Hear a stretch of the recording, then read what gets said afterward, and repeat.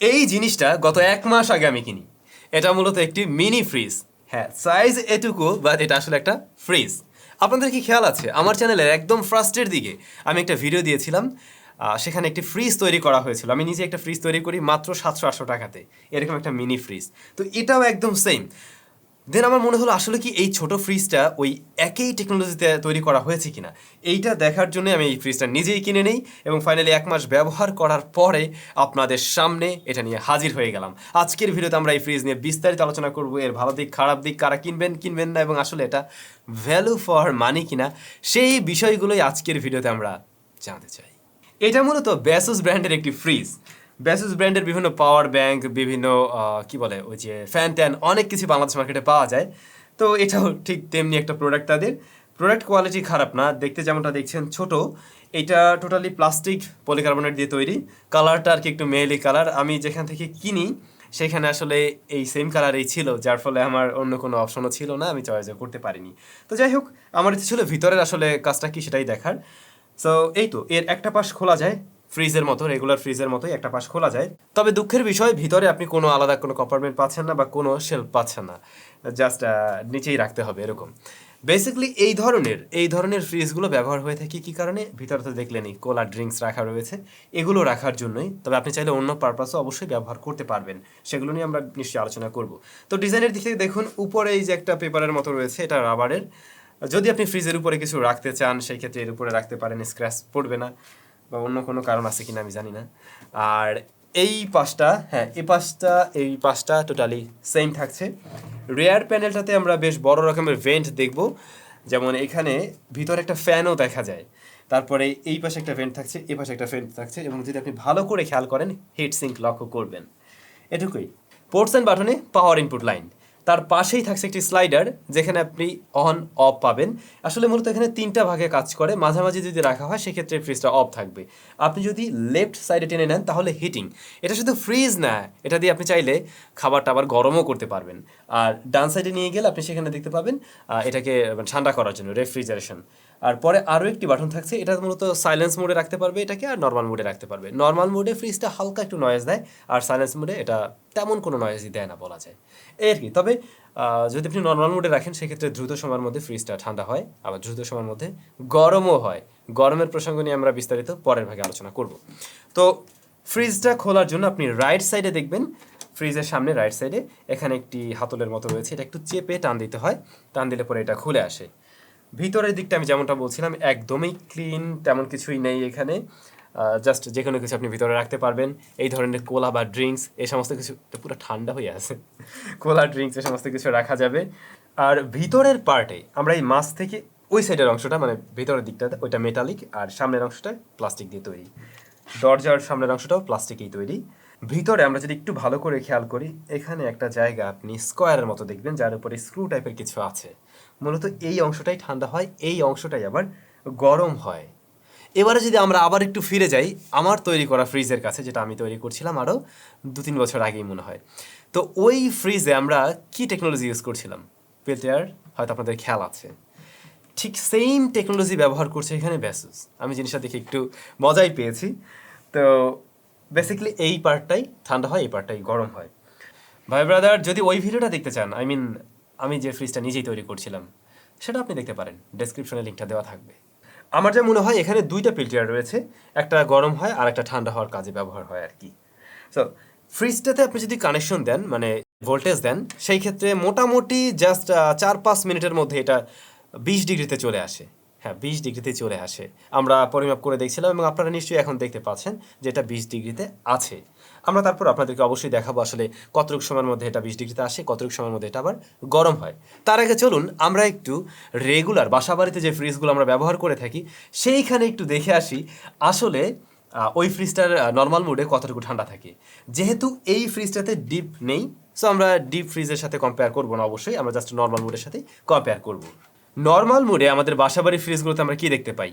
20 ডিগ্রির আশেপাশে। কখনো মানে যদি কিনা ভিতরে রাখা জিনিসপত্রের উপরে আমরা ধরি, সেই ক্ষেত্রে দেখা যায় এটা অলমোস্ট লাইক 22 ডিগ্রি 23 ডিগ্রি, আর কোনো কোনো ক্ষেত্রে একটু কম, কোনো ক্ষেত্রে একটু বেশি। এবার যদি এই ফ্রিজে আসি, এইখানে এটা চালু করা অবস্থায় দেখুন ভিতরে কিন্তু আমরা 20 ডিগ্রি দেখছি এবং প্রোডাক্টের উপরে বা ভিতরে যে জিনিসগুলো রয়েছে সেগুলোর তাপমাত্রা পরিমাপ করতে গেলে 25 ডিগ্রি, কোনোটা 22, কোনোটা 23 এরকম আর কি। সো এই ফ্রিজটাও নর্মাল মোডের মতো, একটা নর্মাল ফ্রিজ আমরা বাসায় যেভাবে ব্যবহার করি ততটুকু ঠান্ডা করতে পারে।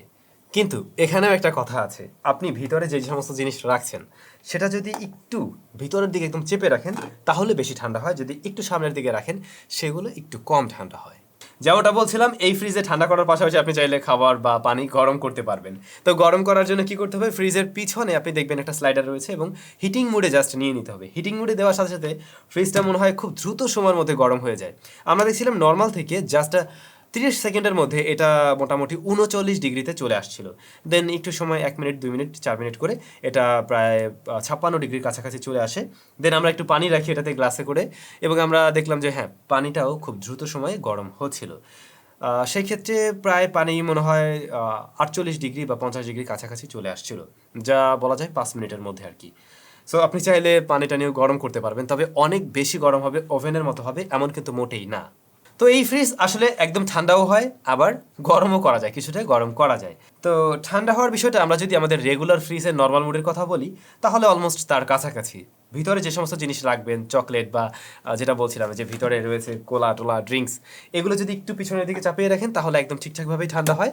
আর যদি একটু সামনে রাখেন কিছুটা কম হয়, লাইক 25 ডিগ্রি বা কখনো সেটা হতে পারে 22 ডিগ্রি এরকম। কিন্তু যদি একদম ভিতরে রাখেন তখন এটা 18 ডিগ্রির কাছাকাছি চলে আসে বা 18 ডিগ্রি আশেপাশেই ঘোরাফেরা করে। আমার মনে হয় কি, ঠান্ডা পানি খাওয়ার জন্য এর নিচে দরকার হয় না। আর এই ধরনের ফ্রিজগুলো আসলে এই ধরনের কোলা ড্রিঙ্কস রাখার জন্যই। আপনি যে এখানে একদম খাবার টাবার রাখবেন, তরকারি টরকারি রাখবেন, বিষয়টা এমন না।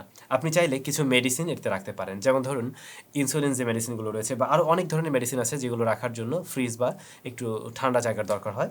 সো তারা এটা ব্যবহার করতে পারবেন। যারা গাড়ির মধ্যে একটি ফ্রিজ রাখতে চান মানে ঠান্ডা পানি খাওয়ার জন্য, তারাও কিন্তু এটা ক্যারি করতে পারেন, যেহেতু ঠান্ডা হতে বেশি সময় লাগে না। এবারে গাড়িতে আপনি এটা কীভাবে লাইন দেবেন সেটাও তো একটা বিষয়। আমি যতটুকু বুঝতে পারছি এই ফ্রিজটা 12 ভোল্টে রান করা যায়। তো আপনাকে কষ্ট করে এটা কিনে আবার একটা 12 ভোল্টের লাইন বের করে নিতে হবে, দেন গাড়ি থেকে আপনি এটাকে রান করতে পারবেন। আদারওয়াইজ এটা সম্ভব না, কারণ যেহেতু এটা সরাসরি কারেন্টের সাথেই চলতে পারে। অনেকেরই এখন মানে এই ধরনের টেনশন হতে পারে, এই ফ্রিজটাকে আমি লং টাইম একদম রেগুলার ফ্রিজের মতো রান করে রাখতে পারবো? হ্যাঁ, সেটা আপনি পারবেন। আমরা এই ফ্রিজ টানা 10 দিনও রান করে দেখেছি, কোনো ধরনের সমস্যা হয় না, এটা রান করা যায় ঠিকঠাকভাবেই। তবে একটা সমস্যা হয়, যদি কোনো কারণে ফ্রিজটা বন্ধ হয়ে যায়, মানে বন্ধ তো আর হয়ে যাবে না, কারেন্ট গেলেই তো বন্ধ হয়ে যাবে।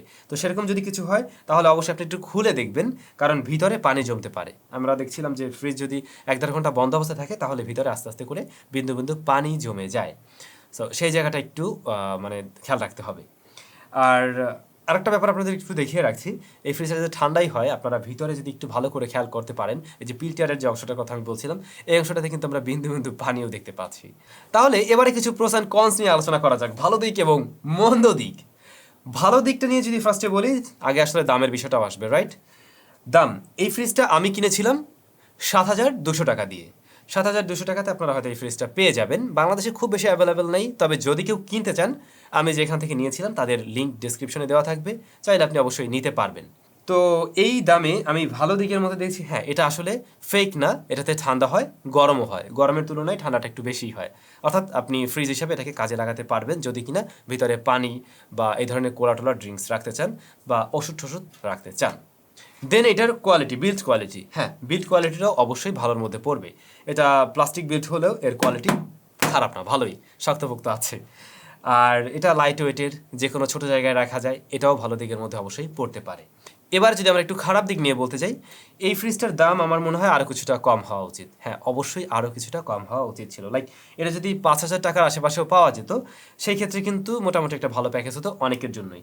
বাট 7,200 টাকা আমার কাছে আসলে একটু বেশি মনে হয়েছে। তারপরও আমি কেন কিনলাম, আমি কিনছি শুধুমাত্র আপনাদের সাথে শেয়ার করার জন্য যে হ্যাঁ এই ধরনের জিনিসও মার্কেটে পাওয়া যায় এবং আসলে এটা একটা টেকনোলজির অংশ, যেটা আপনারা জানার রাইট রাখেন অবশ্যই। As a take YouTuber reviewer আমার এই বিষয়টা অবশ্যই আপনাদের সাথে শেয়ার করা উচিত ছিল। দ্যাটস ওয়াই আমি কিনে দেন আসলে এটা রিভিউ করলাম। এই আর খারাপ দিকের মধ্যে কালারটা ভালো লাগে নাই, লেডিস কালার, লেডিসদের জন্য ঠিক আছে, তবে এর মানে এই না যে ছেলেরা এটা ব্যবহার করতে পারবেন। অবশ্যই আপনার প্রয়োজন হলে ব্যবহার করতে পারবেন। এটা এমন কোনো জিনিস না যে আপনি আউটফিটের সাথে মিলে মিলে ঘুরতে হবে, বাইরে নিয়ে নিয়ে আপনি ঘুরবেন, বিষয়টা মোটেই কিন্তু তেমন না। সো কালারটা আসলে বিষয় না। তো এই আর কি।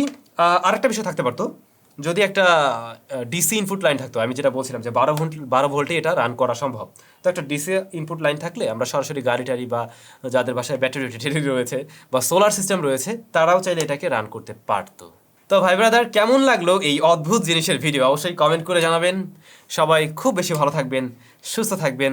আর যদি কিনা ওই ভিডিওটা দেখতে চান, আমি যেটা নিজেই তৈরি করে নিয়েছিলাম ফ্রিজ, তাহলে দেখতে পারেন, ডেসক্রিপশনে লিঙ্কটা দেওয়া থাকবে। ভালো থাকুন, সুস্থ থাকুন, টাটা।